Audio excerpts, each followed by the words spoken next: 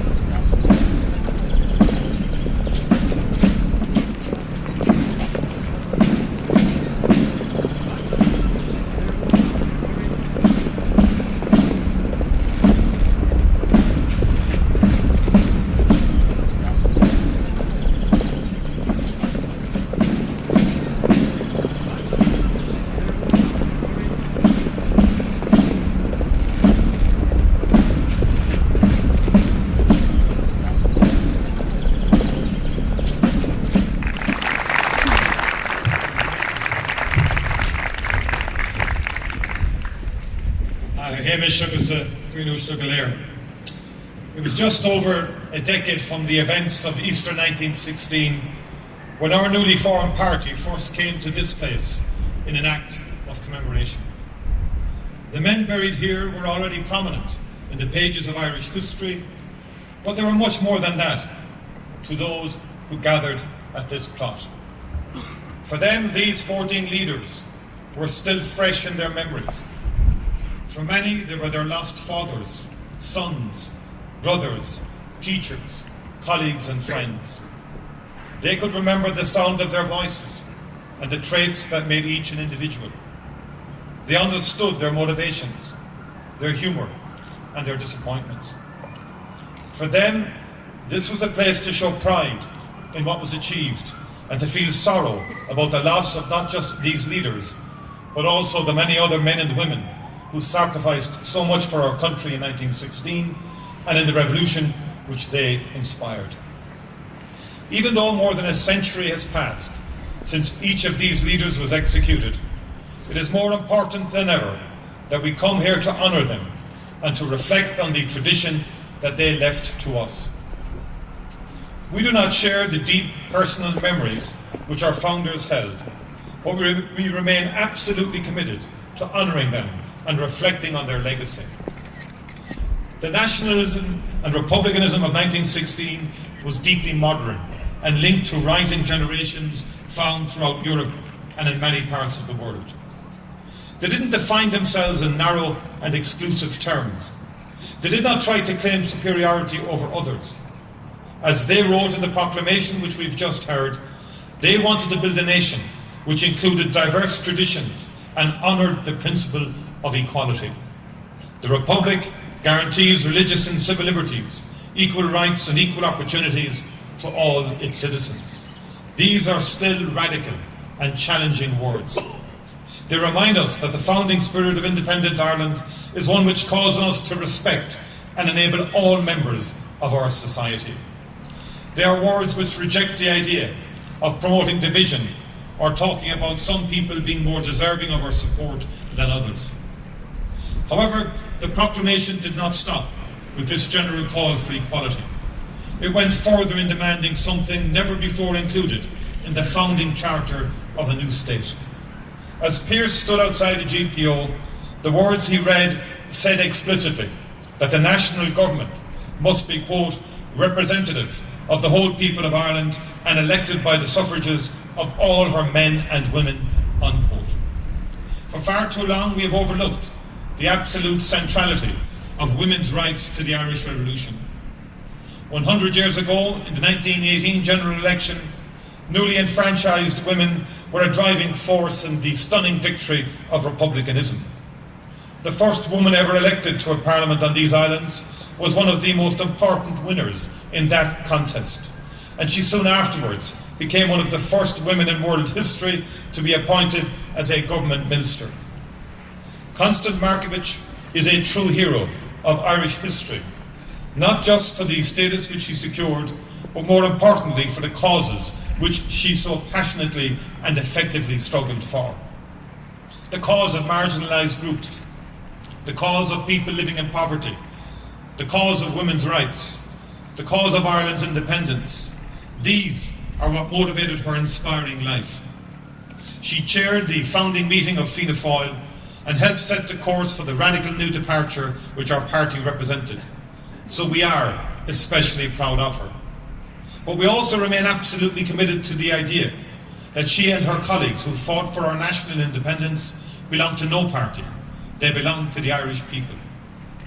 When we look back at the proclamation, at the role of women in the War of Independence, and in the early years of Dáil Éireann, it is impossible not to see how stark the record was in the decades which followed. It is not just that it took another 60 years for a woman to be appointed to cabinet. It is that women's voices were pushed away from the centre of Irish public life. This made us a poorer people in nearly every way. There has been much progress in recent decades, but we are not yet near a moment where we can say that we as a society hear the voices of women and allow each woman to fulfil her potential. We have a strong economy and high levels of employment, but this covers up a highly damaging development where women are increasingly found in insecure, lower-paid employment which denies them essential opportunities. Equally, figures on pay and promotions continue to show an undervaluing of the contribution of women.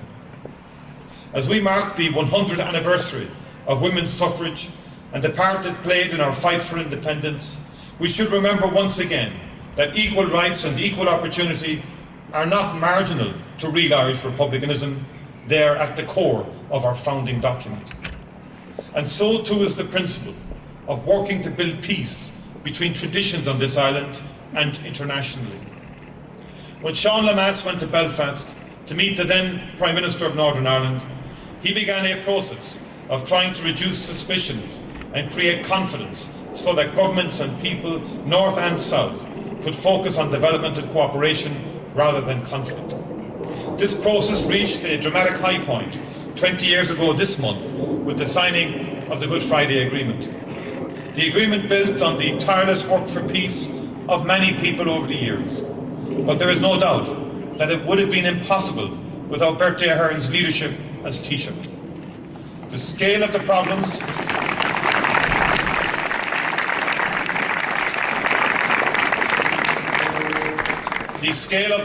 which he and others overcame in that negotiation and in those which followed dwarf any that exist today. Yet what we are seeing is a very real threat to the first agreed settlement in the history of this island. The situation is that two parties which have achieved a relative dominance of their communities have failed to establish a government and to allow the democratic voice of the people to be heard. They bear the primary responsibility for a record of dysfunction and inaction which put party interests ahead of the public interest. However, the simple fact is that the governments also bear serious responsibility. They allowed formal, photo-driven relations to replace the serious, detailed and ongoing engagement which had existed under previous governments. They may talk to each other a lot, but they seem unwilling to show urgency or serious leadership. A vacuum has been created, which is grave and is causing real damage. There is no local voice involved as critical services are planned. No voice to address endemic poverty in marginalised communities. No voice to stand against cuts to school funding or mounting problems in hospitals. Most of all, there is no place for Northern Ireland at the table when its future is being decided in Brexit negotiations. This week saw another major problem emerge in these negotiations. Instead of being dealt with as a separate and priority strand, Ireland was attached to negotiations on the overall European Union-United Kingdom relationship. Reports show a complete lack of progress and a rising belief that there is no breakthrough likely in the coming months. In fact, the situation today is that less than a year before the United Kingdom leaves the European Union, there is no proposal on the table from anyone which can deliver both Brexit and a soft border in Ireland. A rising concern is that the Irish issue is now being pushed later and later into the negotiations, leaving a real risk that we will face enormous pressure to accept whatever is proposed so that the financial settlement with the UK will not be lost. Fianna Fáil's core position today remains as it has been from the very beginning. Firstly, the economic, social and cultural case for a membership of the European Union is overwhelming. We will not follow the UK and we must support a stronger and reformed European Union. Secondly, the only way to address the disruption to North-South relations post-Brexit is for Northern Ireland to have a form of special economic zone status which does not affect its constitutional settlement but actually provides a means of addressing the underdevelopment of Northern Ireland. We've been consistent in raising our concerns from well before the referendum was held, and we have been active and constructive at every point. Unfortunately, there is a growing intolerance within elements of government to the idea that anyone has the right to challenge them or to question their strategy. Given how often they've overspun and underdelivered in nearly every policy area, and their obviously poor working relationships with key players, we will continue to speak up. The issue of Brexit is simply too important for our future, and we need more debate, not less. Most of all, we need to start seeing concrete and credible proposals about future arrangements. Chach Chenery Iria Martin na Cosca, Furvor da Sail Marvini Fosta, the Sim Vor a vet round Fartach, in Aviochen or Danga, sport, agus na tradiisiún cultúra le a nartú ríis. So now matá cata, the Antorum, go raibh sé seo beagán seanaiseanta agus gúil, ach a bhallart fada bhí fíor. Fud na Europa ag an am sin, Honahas Aviochen tangacha náisiúnta agus cultúir I measc daoine a dulling le fada ó iarachtaí a chuir brú orthair, clíle caidáin agus nósanna impíreachta.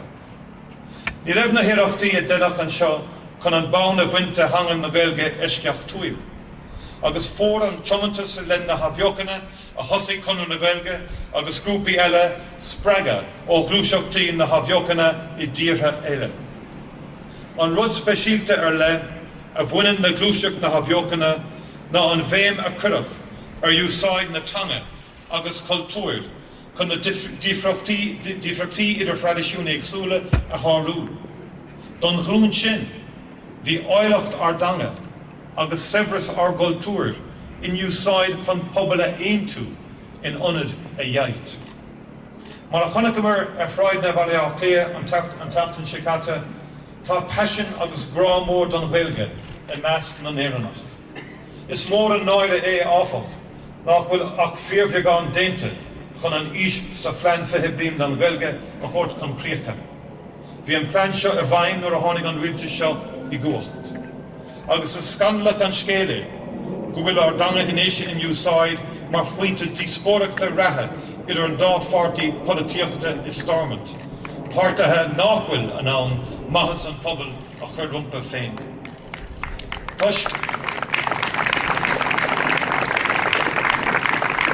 Tuis nachhfuil feiminis agus tsinóil faoi láthair, tá dúlgus reachtaíocht a thabhairt isteach, a thabhairí ceartatanga I dúsceart éireann, agus ba chóir an dá rialtas fógart go luath go bhfuil siad chun é sin a dhéanamh agus conatá siad chun é a dhéanamh.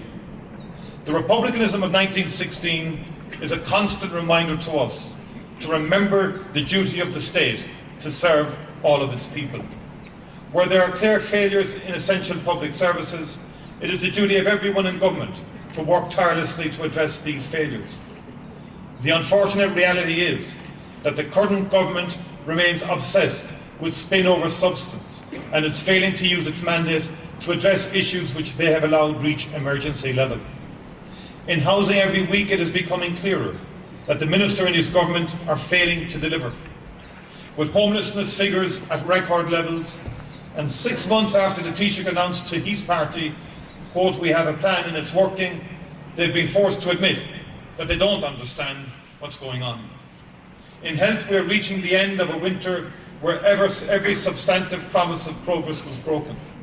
In fact, this is the first government in recent Irish history not to even have a plan for developing our health services. So the drift and damage continues. Ministers are touring the country, announcing building projects which will not start for over a decade, but are unwilling to speak about record waiting lists and the mounting pressures in essential areas like general practice, nurse and consultant shortages. A core problem is that government policy has been constantly changing and focused on gimmicks rather than the much harder work of investment and reform in our public health services. In the next few weeks, there is likely to be an announcement on how the all-party Sláinte to Care report is to be implemented.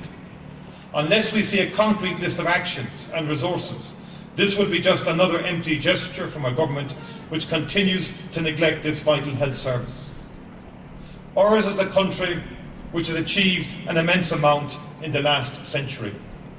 We have grown and developed unimagined strength, which has completely changed how Ireland is perceived in the world. Our strength today did not happen overnight. It happened because of long-term policies and a commitment to using public service and public services to the benefit of all our people. This is the Republican creed of 1916, which we commemorate today. It is a creed which is as relevant today as it ever has been. Gormina Mahal Guf.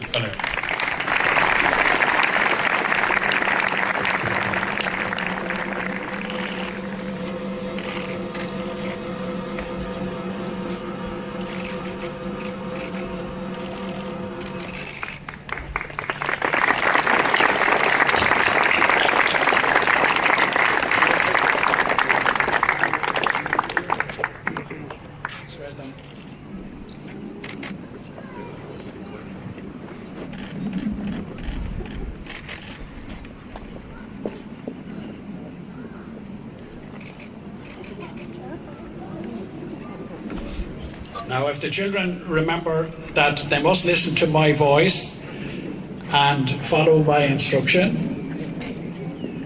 Are the children going to hear me? They're going to listen? Okay. Now, the first thing I'm going to do is I'm going to ask all the children all together to take one step. Now, this is at a count of 3. When I say 3, take one step forward. 1, 2, 3.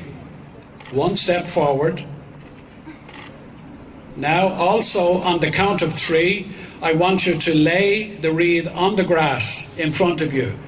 1, 2, 3.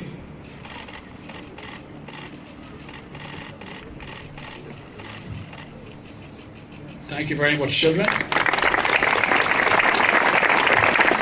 Now, it's customary, Jim, that we bring the children together in a smaller line-up in front of Micheál, our president, and for the photographers present, if they wish to take some pictures.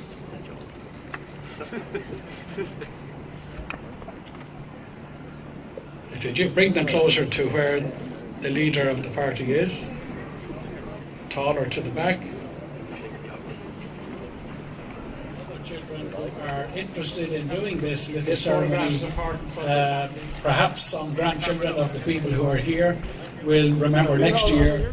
You're very much entitled to send that information in to Anne Quinn in headquarters and indicate that you're going to have your child here at Arbour Hill next year.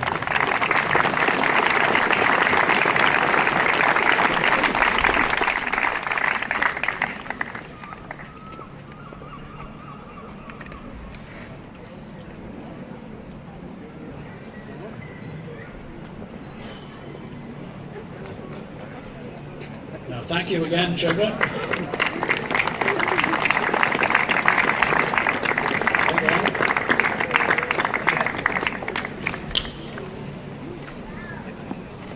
Now we have some more music.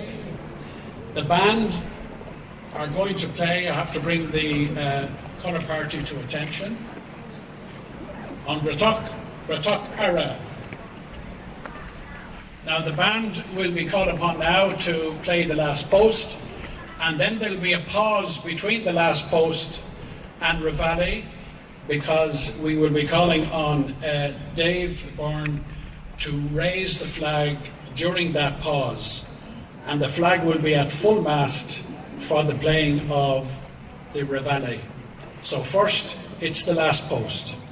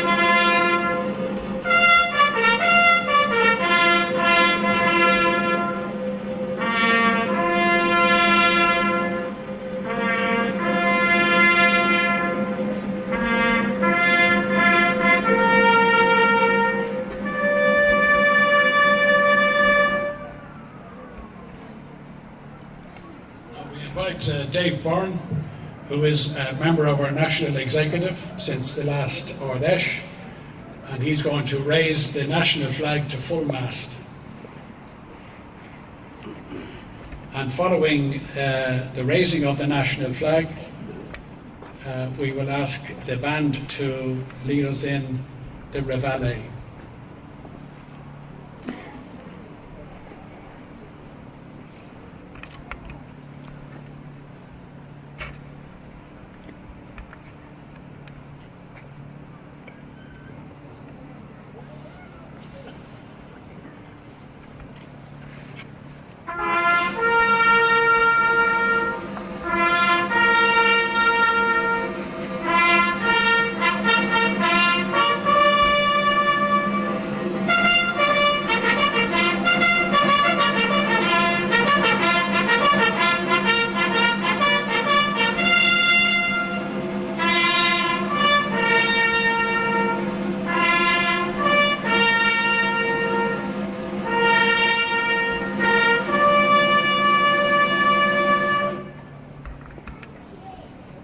Ladies and gentlemen, I'm sure you've cleared your throats, got all the impediments away, because now we're going to ask you to sing Aron Naveen as we face the national flag on the tall flag post here. Our Aron Naveen, our national anthem.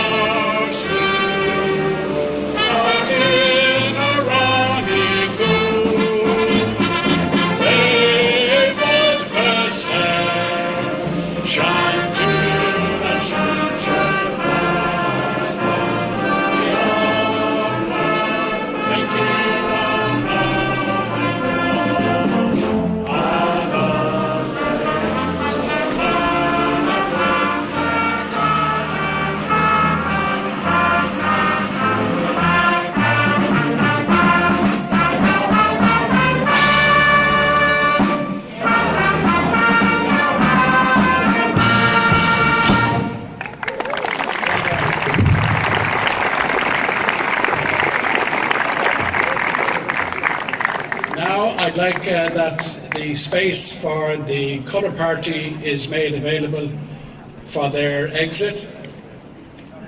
On Bretok Ara, the Rare Clay, Gomar Marshall.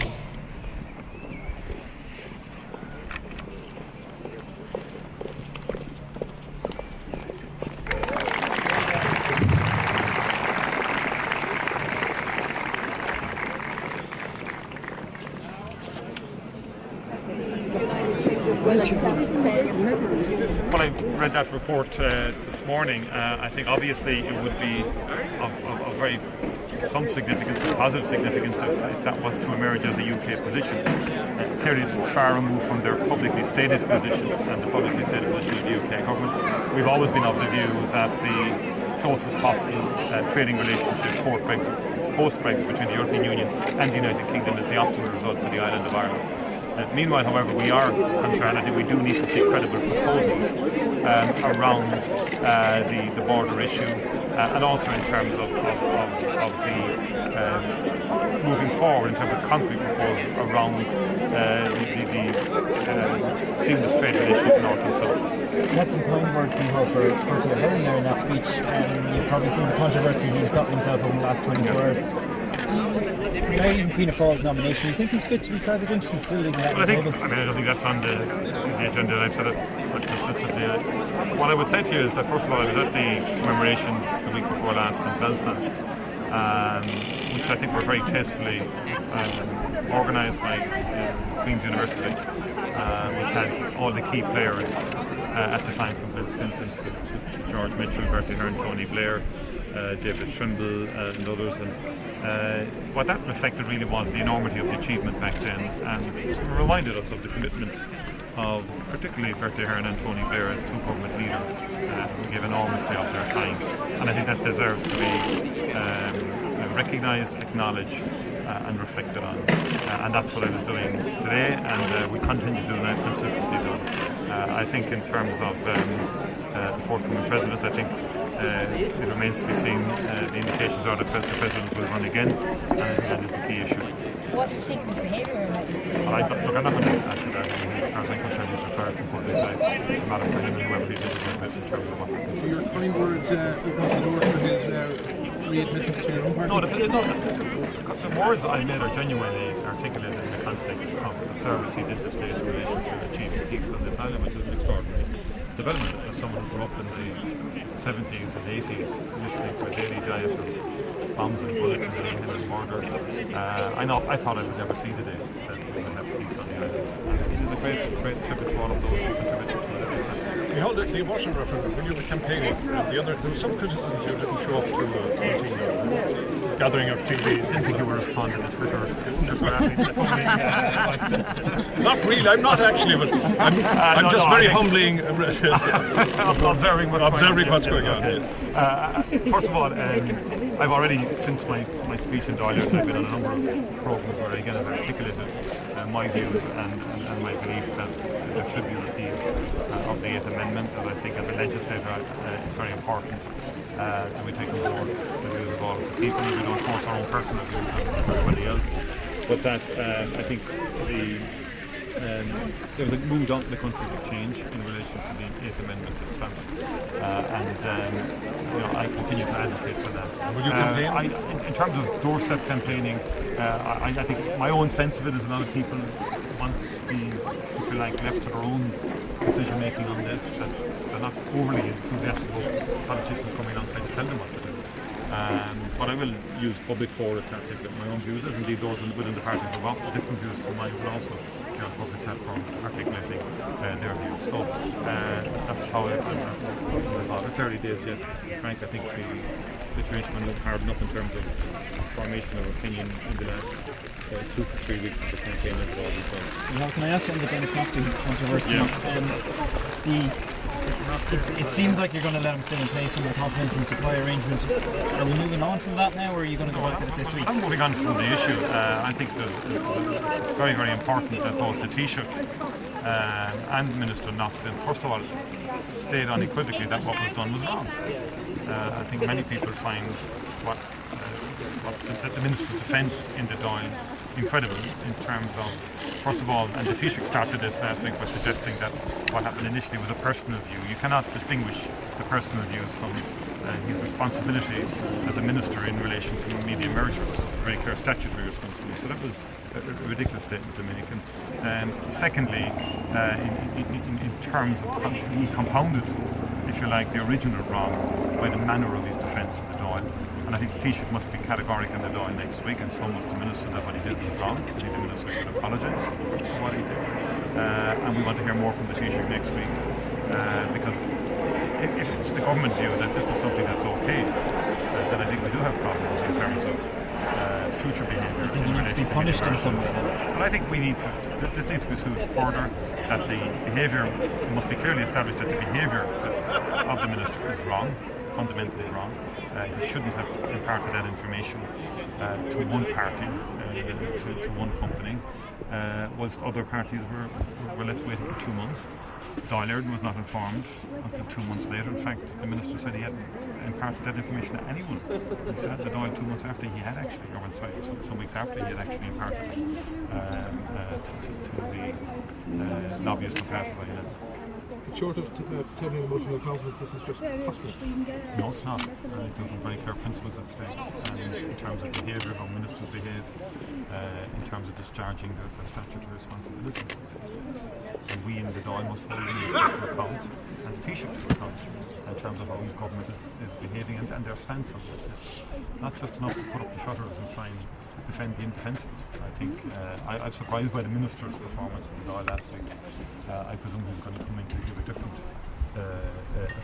he's going to take a different approach and articulate in a different way on it. Are the lobbying laws strong enough or sufficient enough, or do you think they need something? Well, all laws, you see, ultimately all laws need to be enforced rigorously, and there need to be penalties if those laws are not adhered to.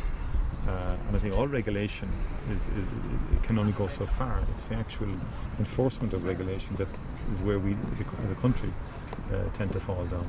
And I think the enforcement of that regulation in relation to lobbying is something that should be clearly looked at now in the light of what has transpired. Okay, thanks everyone. Thanks very much. Thank you very much indeed. Good time. I know, yes. The sun comes I know. Well, I know you were the first man to get your own umbrella.